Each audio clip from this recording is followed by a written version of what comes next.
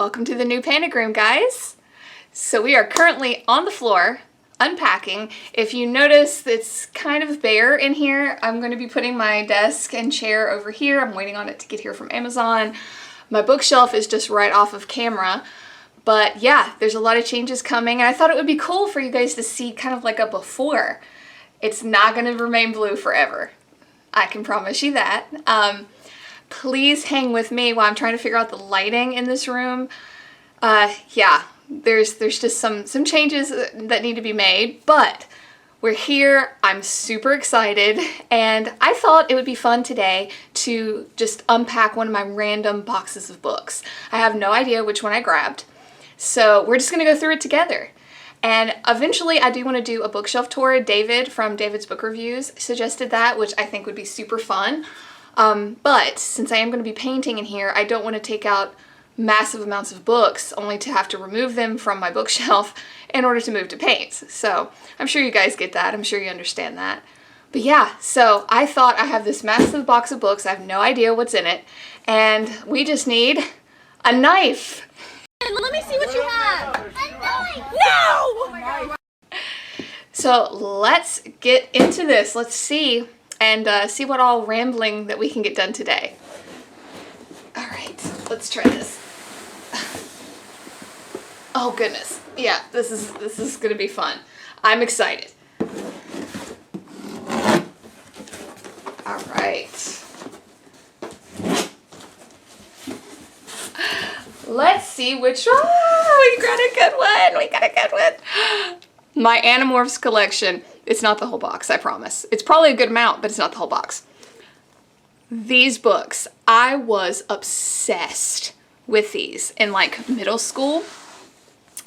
I got this one actually as a gift, but I have all of them. I think there's 67, and that's not including like special editions. But I mean, just look at this. You know, they have the ability to morph, hence the name, into animals that they touch. I'm telling you, this is probably one of the biggest reasons that I enjoy sci-fi. But it's so much more than sci-fi. It's just, if you have a child like 9 to 12-ish, pick these books up for them. I hope they're still made. I really do. Because, like, I mean, it's been a while since I've been the age to read these, but I still have them because they meant such a great deal to me as a child. And yeah, talk about like solidifying my love of reading.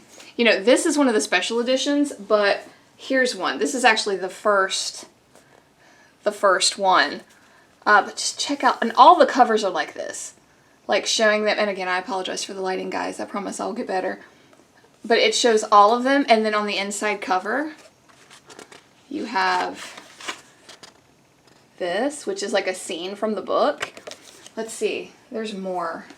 Let me find a good one. Oh, here we go. He was my favorite character. This is Tobias because he has a red-tailed hawk morph. And yeah, all of them are like this. They're just so cool. Absolutely awesome. I loved them. Loved them. These books were my life, and they're not very thick. And I remember my mom talking about how like she would buy one of these for me. Let's see, what are they? Does it say? $4. $4. Oh my goodness, that should tell you how long ago this was. And like I would read it in a day. Yeah, that's how obsessed I was with these books at like 10. No joke. But anyway, Animorphs. I'm so glad we got this box. So bear with me while I get all of the Animorphs books out of the way. I might do a dedicated video about them. That's how much I love them. Y'all are about to learn something else about me. I am a fan of Avatar: The Last Airbender. These are the Avatar Kyoshi novels that they're decently recent, I want to say, but I love Avatar: The Last Airbender. I have the collection on DVD as well as The Legend of Korra, which was not my favorite, but I'm the type of person that if I enjoy a world, then I will use any excuse to go back to it. And Korra let me go back to the Avatar universe, so hey, it is what it is. But yeah, I absolutely love Avatar: The Last Airbender. I adored these books. If you are a fan of that show or that, is it an anime? I don't know. I don't know what the rules are for anime. But if you're a fan, you should pick these up because Kyoshi's a badass and her books are awesome. So yeah, Avatar: The Last Airbender. I'm pretty sure there should be more of these in here. I think. We will find out. Here's a good one. John Donne's The Complete English Poems. You know, I don't consider myself a poet. I certainly am not. But I can appreciate poetry for what it is.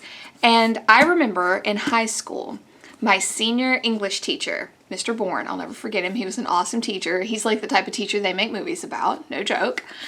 He had us memorize a John Donne poem, a specific one, for our senior, like, I guess, needing to graduate kind of thing. And of course, at 17 years old, you're like, ugh, what? But he told us, he said, this poem will give you comfort when you're all little old ladies and little old men on your deathbed. And by God, if he isn't right. It is beautiful. Let me show you how much I loved that, okay? This is like 20 years ago that I had to memorize this poem. It's called Death Be Not Proud. And I even got it tattooed on me. Let me see. There we go. Death Be Not Proud. That's how amazing this poem is. But yeah, so John Donne, if you're a fan of poetry, highly recommend. I don't feel like he's as well known as some of the other ones, so. Oh, let's stay with the classics, shall we? This is Complete Works of William Shakespeare. I'm gonna lose my horror card, aren't I? No, when I was in high school, I had a Shakespeare phase, and I still think that he made such a contribution to the world of literature at large. If you read some of his tragedies, there's a lot of horror-esque themes. I mean, for the love of God, let's just look at Hamlet, right? I mean, ghosts, blood on their hands, whatever. I think you get what I'm saying. But yeah, and I also think that for me, for my little personal library, I like to have a collection of the classics, you know, kind of like where you come from, you know? And I feel like it's a good basis. You know, you can go back, there's a lot of premises that are kind of just threaded through all of literature. And I mean, Shakespeare, he was a big contributor to some of that. So yeah, just me rambling about Shakespeare, but I love it. So I have his collective works. Oh, also, something else you might not know about me. I went to school one of the times for theology and religion. And as such, I am a fan of a lot of religious texts. This being one of them, the Bhagavad Gita. I don't know why, this must be like my Animorph and poetry box. But this is like an epic poem. If you aren't familiar, it is, I think I've heard it called the Bible of the East, or of like the Hindu religion. And it is beautiful. It is absolutely beautiful. I highly recommend it if you are a fan. If you liked things like Gilgamesh or something like that, you know, you should pick this up. It's really beautiful. More Animorphs. Oh, here we go. Speaking of the classics, a true horror classic in my opinion, Dante's Inferno. So I remember, again, in high school when we had to read this, just absolutely geeking out over how he structured hell.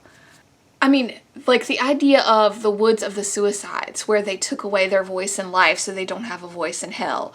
Or how fortune tellers had their heads on backwards because they tried to look into the future.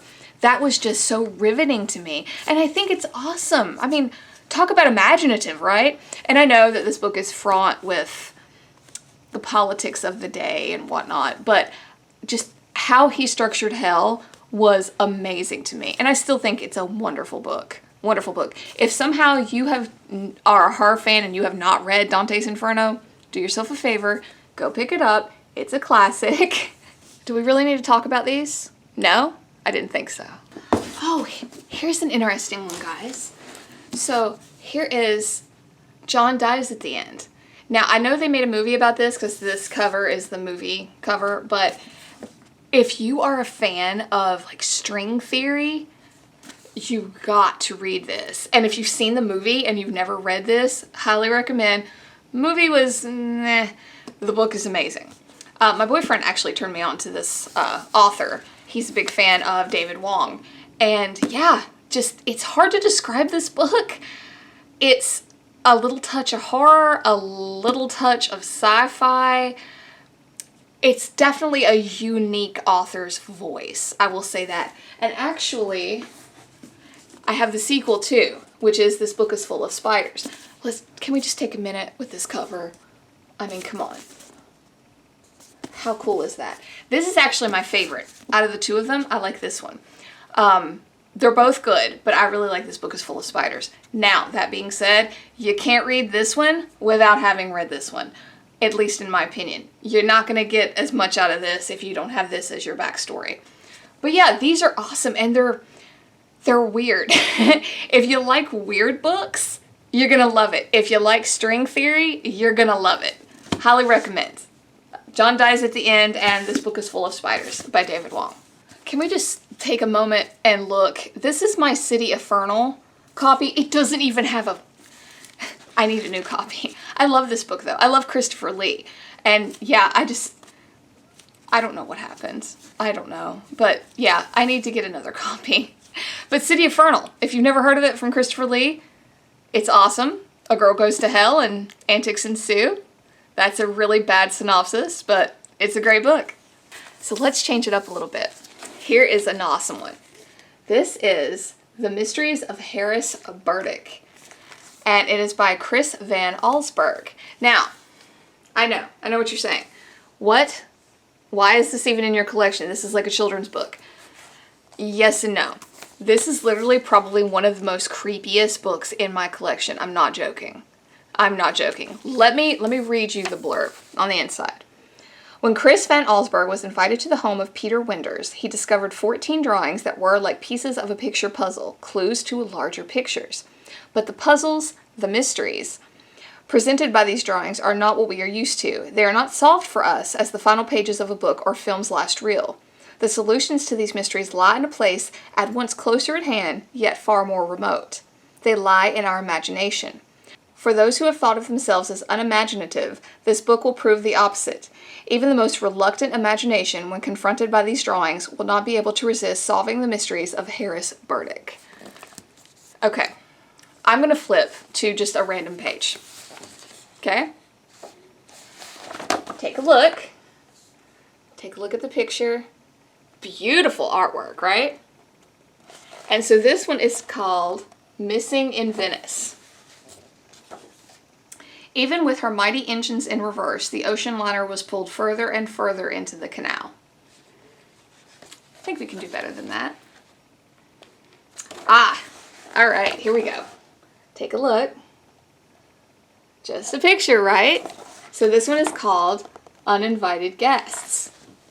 His heart was pounding. He was sure he'd seen the doorknob turn.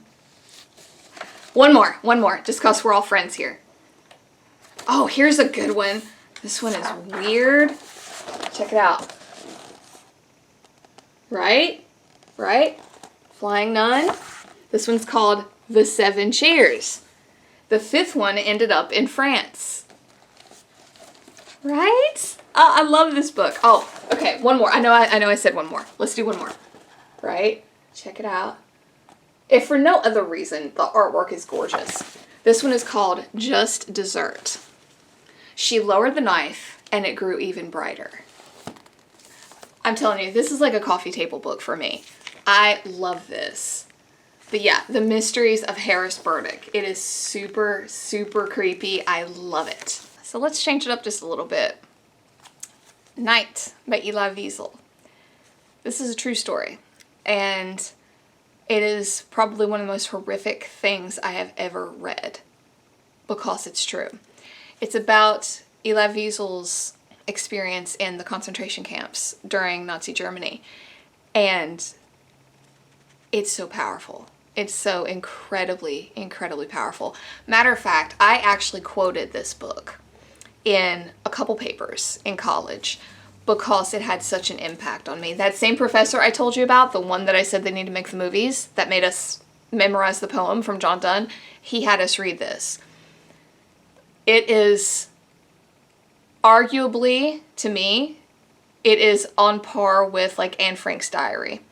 This is a much more raw look at it though. It's very, very thin, but as somebody who likes the horror genre, this holds so much weight because it is absolutely terrifying and true. So I highly recommend. If you think you can stomach it, please pick it up. It does not end well, but it is powerful. And I think it gives a really raw glimpse into that era of time and what those people went through, which was horrific in and of itself. That doesn't even, the words don't even describe that, what they went through. But yeah, Night by Elie Wiesel. All right, going back up to something a little bit more fun. This is another one that's actually supposedly nonfiction. It's called Vampires Among Us by Rosemary Ellen Guiley, I think. The surprising story of real-life vampires in the 20th century.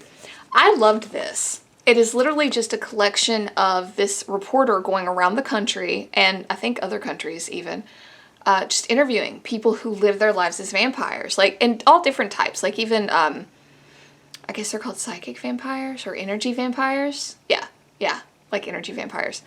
And there's a particular interview in here from a couple called Damien and Damon, where she talks about meeting the devil, which was really interesting. So I loved this book. I thought it was awesome. I think it's really interesting, but you know, it is nonfiction, but I think it qualifies for horror. Do you ever love a book so much that you end up with 2 copies and you're not really sure how? So that was me with Kahlil Gibran's The Prophet. Again, this must be my like poetry box or something. This is, I think, what you would term an epic poem, but it is set up a lot like a story because it's called The Prophet because it is centered around a prophet getting ready to leave his village on a boat, and all of the villagers come out and are asking him for advice or for like wisdom, I guess you could say. I actually have a tiny little copy as well, so this one's pretty beat up, but all the best books are, right? There is so much wisdom in this book. Right off the bat, the one that comes to mind is one of the chapters that says, speak to us of parenting. All the chapters are kind of centered that way. They'll say like, speak to us of money, speak to us of friendship. And the one that says, speak to us of parenting, he gives the advice to always remember that your children are like arrows, that you can fling them out into the world, but you can't go with them because you are the bow. And if you think on that, it's really very insightful. And there's a lot in here about that. Stuff about like speak to us of work. And it's about how your work puts you in tune with everything on the planet, because no matter what creature you are or where you are, you're doing some form of work. So stuff like that. I mean, it might be a little too deep for most, but I enjoyed it. I thought it was beautiful. So Kahlil Gibran, The Prophet. Okay, so we have 2 more that we're going to end with. I told y'all there was more of this coming. This is The Promise, the Avatar The Last Airbender. It's a graphic novel. Absolutely beautiful. Toph, right here. This is Toph. She is an earthbender, and she's a badass, and I love her. She's probably one of my favorite characters. So, yeah. Avatar The Last Airbender. I think I spoke enough about this. I'm a huge nerd. Alright, guys, and the last one. Beauty and the Beast. This is another one. Little like coffee table book for me, but if you don't know, I am a huge fan of Beauty and the Beast. I like just the whole idea of looking inside of someone. I actually have an entire thigh piece tattoo of just Beauty and the Beast inspired things, and I'm not talking about just the Disney movie. I mean, you know, the story is way older than that, but yeah. I think I was 6 when the Disney movie came out, and I was infatuated. She was the first dark-haired Disney princess, and she liked to read. I mean, come on. How could I not fall in love, right? But this is just what I call like a coffee table book of Beauty and the Beast. And this one is illustrated by Kinuko Y Craft. I hope I'm saying that right.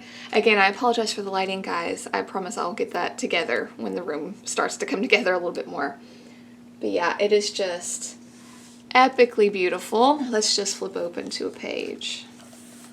Ah, there we go. Just look Look at that artwork. Gorgeous, right? Let's see if we can find something else. Ah, here we go. We have Beauty with her Beast. And if you aren't aware of the original Beauty and the Beast story, look it up. A lot of those old fairy tales are a lot more horrifying than what people commonly know. Especially the one that comes to mind is The Little Mermaid. That one is horrific. Alright guys, well that's it for this box. If you like this, give me a thumbs up and maybe I'll do another. I do have some other videos in the works that I'm thinking about doing, so lots to come. Please stay tuned. So guys, thank you so much for coming to the new painting room. Please hit like, subscribe, it would really help me out. And I can't wait to see where this room goes with you all. You're coming along for the journey, right? Guys, thank you so much. And I'll see you next time. Bye for now.